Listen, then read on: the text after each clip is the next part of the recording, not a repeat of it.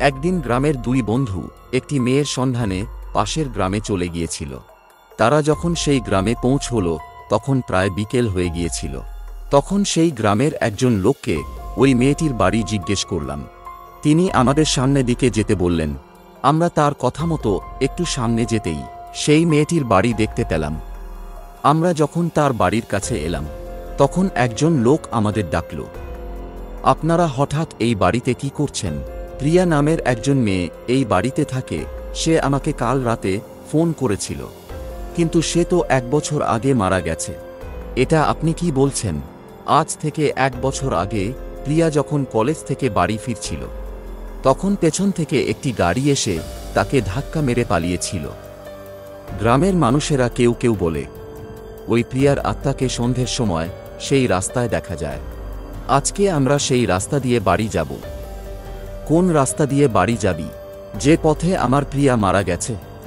তখন আমাদের গাড়ি সেই পথ দিয়ে চলতে লাগল। কিছু দূর গিয়ে আমরা একটি মহিলাকে মাঝ রাস্তায় দাঁড়িয়ে থাকতে দেখলাম। আমরা গাড়িটি থামিয়ে সেই রাস্তায় নামলাম। আমি সামনে দিকে এগোতেই আমার বন্ধু পেছন থেকে ডাকল, সামনে দিকে এগোস না বন্ধু। আমার মনে হচ্ছে এই মহিলাটি আমার প্রিয়া হতে পারে। আমি তোকে বারণ করছি বন্ধু, আমাকে কেউ আটকাতে পারবে না। আমি যখন মহিলাটির কাছে গেলাম তখন মহিলাটি অদৃশ্য হয়ে গেল। মহিলাটি কোথায় চলে গেল? মহিলাটি তোর পেছনে আছে। তখন সেই মহিলার আত্মা তার বন্ধুকে মেরে দিল।